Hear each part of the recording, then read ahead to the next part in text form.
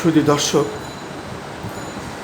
আজ আমরা বাংলাদেশ জনতা পার্টির চেয়ারম্যান GM কেরামত আলী সাহেব এবং বীর মুক্তিযোদ্ধা, উনি রণাঙ্গনের একজন মুক্তিযোদ্ধা, তার কাছে আমরা আজকে কিছু বিষয় জানার জন্য এসেছি এবং আমরা দেখতে পাচ্ছি উনি ওনার অফিসে বিভিন্ন নেতাদের নিয়ে আলোচনা করছেন।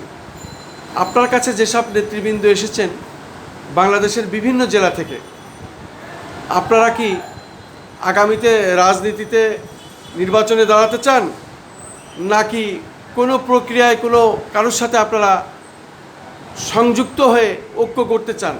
এই বিষয়ে কি আপনাদের চিন্তাভাবনা কিছু থাকলে আপনি বলেন, যেহেতু দলের চেয়ারম্যান আপনি। আপনাকে প্রশ্ন করছি।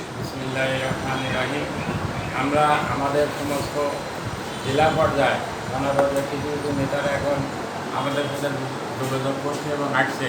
আমরা প্রায় বিকালে আমাদের অফিসে মিটিং করছি এবং এই ব্যাপারে আলাপ আলোচনা করছি, যাতে আমরা নিজেরা ইলেকশন করতে পারি সামনের দিকে, সেই দিকে চিন্তা ভাবনা করছি। প্লাস অনিবন্ধিত দলগুলো যাতে আমরা একসাথে একটা সবাই মিলে জোট করে আমরা সরকারের সাথে নির্বাচনের জন্য ফাইট দিতে পারি, সেই জন্য আমরা চেষ্টা করছি। এবং আমরা এই নিবন্ধিত দলগুলো সবাই একত্রিত হওয়ার জন্য আহ্বান জানাচ্ছি। এখন একটা কথা,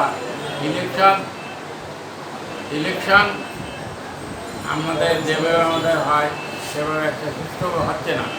প্রতি বছর আমরা সেন্টারে যাচ্ছি, দেখছি যে আমরা ইলেকশন শেষ, ভোট শেষ।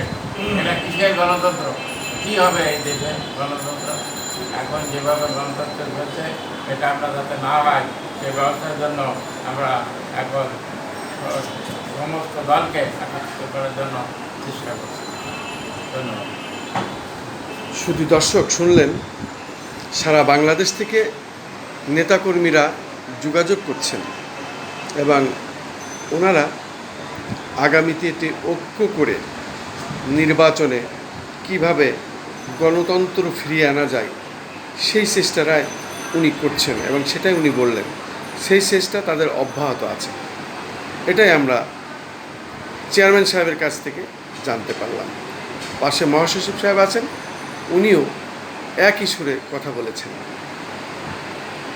ধন্যবাদ আপনাদেরকে। আজকে এই পর্যন্তই।